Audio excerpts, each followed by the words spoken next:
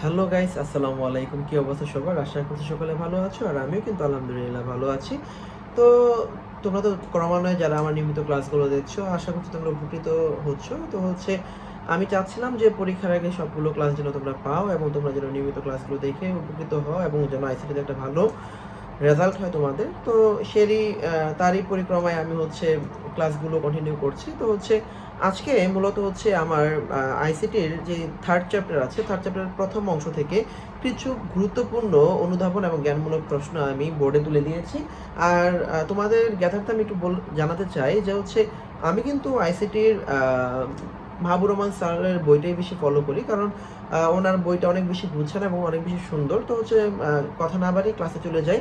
তো আমার প্রথমে যে জ্ঞানমূলক প্রশ্নটা আছে সেটা হচ্ছে বিট। হ্যাঁ, তো বিট কি, এটা আমার ম্যাক্সিমাম টাইম পথে আসে।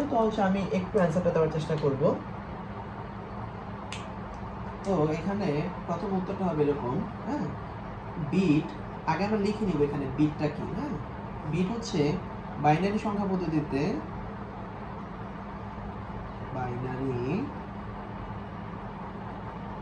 সংখ্যা পদ্ধতিতে 0 ও 1 দুইটি মৌলিক সংখ্যাকে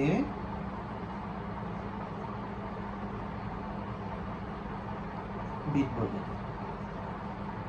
তো আমরা কিন্তু অলরেডি জেনে গেলাম যে বাইনারি সংখ্যা পদ্ধতিতে 0 এবং 1 এই দুটি মৌলিক সংখ্যাকে কি বলে? বিট বলে। তাহলে আমাদের মোটামুটি এই সংখ্যাটা কিন্তু ম্যাক্সিমাম টাইম আমাদের পরীক্ষায় আসে। তো আমরা এটা অলরেডি জেনে গেলাম। তারপর হচ্ছে বাইট।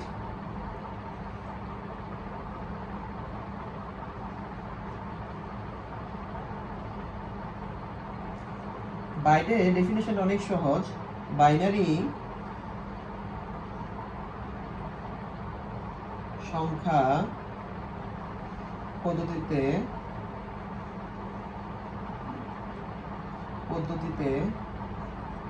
8 বিটের গ্রুপকে বাইট বলে। আচ্ছা, তারপরে যে ডেফিনেশনটা আছে সেটা হচ্ছে আমার নিবল। তাহলে আমার বিট গেল, বাইট গেল, এখন নিবল। আচ্ছা, আমি কি বলেছিলাম? বাইনারি সংখ্যা পদ্ধতিতে 8 বিটের গ্রুপকে বাইট বলে। আর 8 বিটের গ্রুপের অর্ধেককে নিবল বলে। আচ্ছা, এটা বেশি শর্ট করে ফেলছি আমি অ্যান্সারটা, কিন্তু চাইলে তোমরা একটু সুন্দর করে এটাকে উপস্থাপন করতে পারো।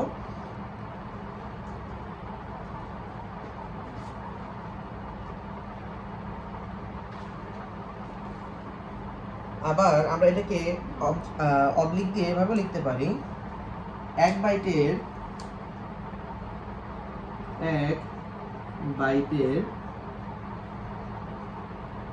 অর্ধেককে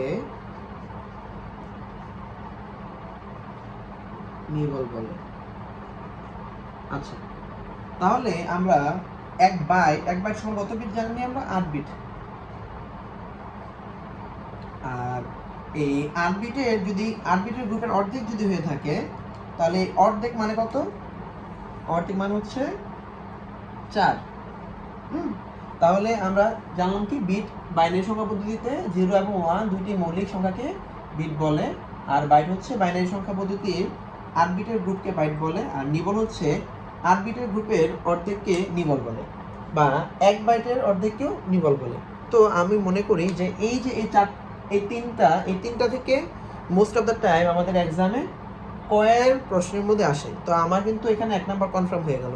তো যারা এখন এই 3টা ডেফিনেশন শিখো নাই, আমি বলে দেবো 3টা ডেফিনেশন শিখো, 1 নাম্বার কিন্তু কনফার্ম হয়ে যাবে। তো এখন আমি আমাদের অনুধাবনমূলক প্রশ্নের কিছু পার্ট দেখাবো। তো আমাদের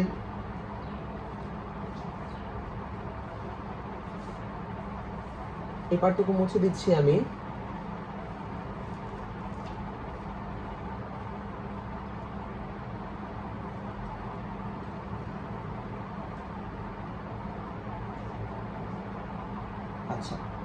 এখানে বলা হয়েছে অনুধাবনমূলকের প্রশ্নের প্রথমটা হচ্ছে 18F ধারাটির পরবর্তী সংখ্যা 16 কিভাবে হয়। আচ্ছা, আমি প্রথম কোশ্চেনের অ্যান্সারটা দিয়ে দিচ্ছি এখানে। আর আমার যদি স্পেস বেশি লাগবে তাই আমি আগের প্রশ্নগুলো উত্তর সব মুছে দিয়েছি। তো এখানে আমার যে কাজটুকু করতে হবে সেটা হচ্ছে 18F ধারাটি, তাহলে আমি ধারাটাকে লিখব 18F। হ্যাঁ, বলছে এর পরের ধারাটি কিভাবে 16 হয় সেই জিনিস, মানে ধারাটির পরবর্তী সংখ্যা 16 কিভাবে হয় সেটা আমরা দেখব। ওকে, তো এখানে মূলত আমি যেহেতু F দেখতে পাচ্ছি তার মানে বোঝা যাচ্ছে এই সংখ্যাটা কিসে আছে, সংখ্যাটা আছে হেক্সাডেসিমালে। সংখ্যাটা কিসে আছে? Hexadecimal, decimal.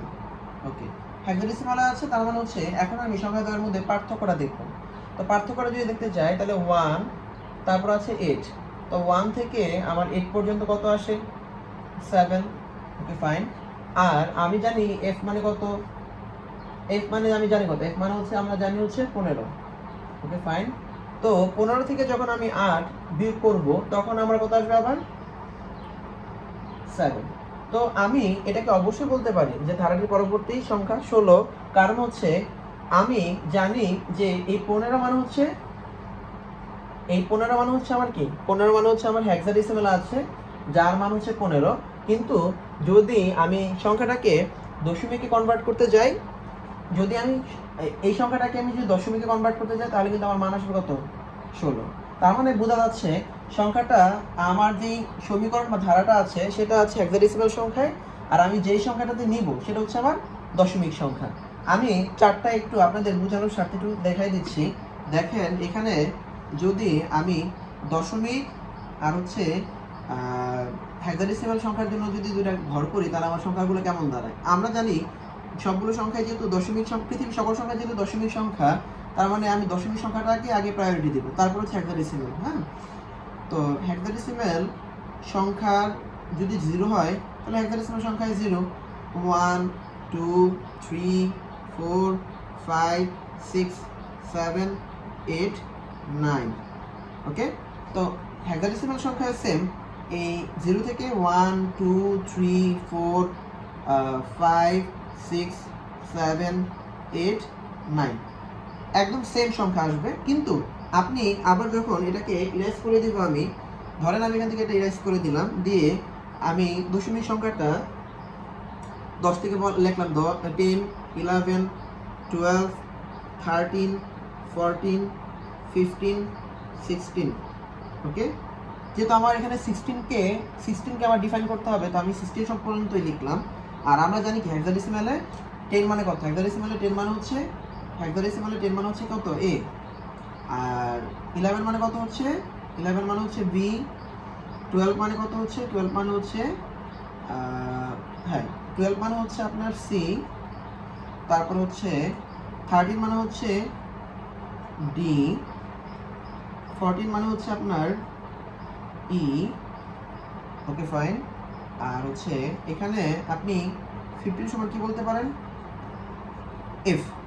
আচ্ছা, আপনি 15 সমান F বলতে পারেন, তার মানে আপনার এখানে 0 থেকে এ পর্যন্ত আসলে F, তার মানে আমি যদি পরবর্তী কোনো সংখ্যা কাউন্ট করতে হয় তাহলে কিন্তু আমার 16 থেকে কাউন্ট আসবে। এর পরবর্তী যে সংখ্যাগুলো আসবে দশমিকে, সেই সংখ্যাটা কিন্তু 16 থেকেই আসবে। বলছি এর পরবর্তী সংখ্যা কত? তাহলে কত? 16 নয় পরবর্তী সংখ্যা। তো আমি আশা করছি আপনারা কোশ্চেন্সের অ্যান্সারটা বুঝেছেন। তো আমি হচ্ছে এটা ইরেজ করে দিব, দিয়ে হচ্ছে আমি আমার নেক্সট কোশ্চেনটা দেখাবো।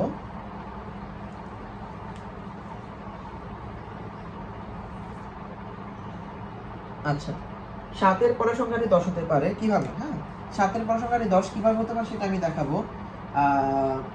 আমাদের কোশ্চেন নাম্বার হচ্ছে 2। তো 2-এর 7-এর পরের সংখ্যাটি 10 হতে পারে। 7-এর পরের সংখ্যাটি 10 হতে পারে।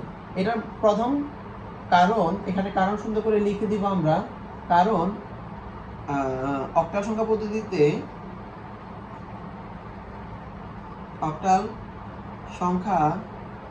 পদ্ধতিতে শূন্য থেকে 7 পর্যন্ত কি করা হয়? সংখ্যা ব্যবহার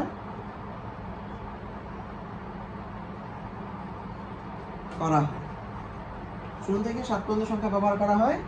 তার মানে ধরে নেওয়াই যায় যে হচ্ছে আমরা তো জানি যে অক্টাল সংখ্যা পদ্ধতিতে বিট কত 8। তো অক্টাল সংখ্যা পদ্ধতিতে যদি বিট 8 হয় তাহলে আমি তো এটা কিভাবে লিখতে পারি, আমি বক্স আকারে লিখে দিচ্ছি যেন আপনাদের বুঝতে সুবিধা হয়। যে ধরেন এটা হচ্ছে আপনার হ্যাঁ আপনার একটা ঘর হলে ইনাফ অক্টাল সংখ্যা পদ্ধতি। হ্যাঁ, তো 0 1 2 3 4 5 6 7। আপনি চাইলে এখানে কি লিখতে পারবেন না, 8 এবং 9 লিখতে পারবেন না। কারণ কি? কারণ 8 আর 9 তার বাউন্ডারিতে নেই, এই সীমার মধ্যে নেই। তার মানে হচ্ছে আমার পরবর্তী যে সংখ্যা গঠন হবে তা 0 এবং 7 দিয়ে গঠিত সংখ্যা হবে। তার মানে এর পরবর্তী সংখ্যা কত আছে? আমি 1 আর 0 দিয়ে সংখ্যা বানাতে পারি, কারণ 1ও আছে 0ও আছে, তার মানে 10। তাহলে আমি বলতে পারি না যেহেতু, তাহলে আমার ব্যাখ্যাটা কি আসবে? যেহেতু বলবো আমরা যে অক্টাল সংখ্যা পদ্ধতিতে বিট যেহেতু 0 থেকে 7 পর্যন্ত টোটাল 8টি সংখ্যা, তার মানে আমার অক্টাল সংখ্যা পদ্ধতিতে আমি 7 এর পরে 8 আর 9 ইউজ করতে পারবো না। তাহলে তার পরবর্তীতেও সংখ্যা হতে পারে অবশ্যই 10, কারণ 10 1 আর 0 দ্বারা গঠিত সংখ্যা। তার মানে আমার 7 এর পরবর্তী সংখ্যা 10 হতে পারে। আপনি যদি এতটুকু লাইন যদি আপনি লিখে দিতে পারেন, অবশ্যই আপনাকে এক্সামিনার 2 এ 2 দিবে, আপনাকে কোনো নাম্বার কাটার কোনো সুযোগ নেই। আর বাইনারি আপনি যে আইসিটিতে আপনি আবল তাবল লিখে দিয়ে আসবেন আপনাকে নাম্বার দিবে, এর কিন্তু কোনো সুযোগ নেই। আপনাকে সব অ্যাকুরেটলি আনসার করতে হবে। তারপর হচ্ছে দেখেন 3 নম্বরে কি বলেছে? 3 নম্বরে বলেছে 1 + 1 = 10 হতে পারে। হ্যাঁ, হতে পারে, কারণ বাইনারি সংখ্যা পদ্ধতির বিট হচ্ছে 2।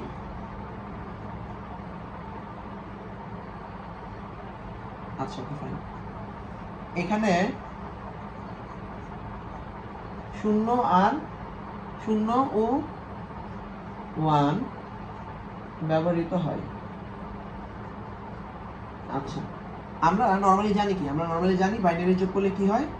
1 আর 1 যখন আমরা প্লাস করব, আমরা জানি কি 1 আর 1 প্লাস করলে আমাদের যোগফল হয় 0। কিন্তু নরমালি আপনাদের মাথায় সেট এরকম যে 1 আর 1 প্লাস করলে 2 হয়। এটা হচ্ছে নরমাল যোগের বেলায় হয়। আপনি বাইনারি যোগ করছেন, এটা আপনাকে মাথায় রাখতে হবে যে 1 আর 1 প্লাস করলে 2 হয় না, কারণ এটা আপনি বাইনারি প্লাস করছেন। তো 1 আর 1 প্লাস করলে যদি 0 হয় তাহলে ক্যারি থাকে কত? ক্যারি মানে হচ্ছে ক্যারি মানে হচ্ছে আপনার হাতে আছে। হ্যাঁ, ক্যারি থাকে হচ্ছে 1। এই 1টা আপনি কি করবেন? ফেলে দিবেন? নো, আপনি 1টা সামনে বসাই দিবেন। এই জন্যই বলা যায় যে যেহেতু বাইনারি সংখ্যা পদ্ধতিতে বিট হচ্ছে 2 এবং সংখ্যা হচ্ছে 0 এবং 1 দুইটি সংখ্যা ব্যবহার করা যায়। আর আমরা জানি কি 1 আর 1 প্লাস করলে কি হয়? 0 আসে এবং ক্যারি থাকে কত? 1। তার মানে কি 1 আর 1 0 আর ক্যারি থাকে 1, এই 1 সামনে বসাই দিলে কি 1 আর 1 যোগ করলে 10 হয়। তো আজকের ক্লাস কেমন লাগলো? যদি ভালো লেগে থাকে অবশ্যই আমার চ্যানেলটি সাবস্ক্রাইব করে দিবেন এবং পাশে থাকা বেল আইকনটি প্রেস করে রাখবেন। আর চোখ রাখুন আমার ইউটিউব চ্যানেলে। আশা করি আপনাদের আইসিটির ভয় দূর হবে ইনশাআল্লাহ। আসসালামু আলাইকুম।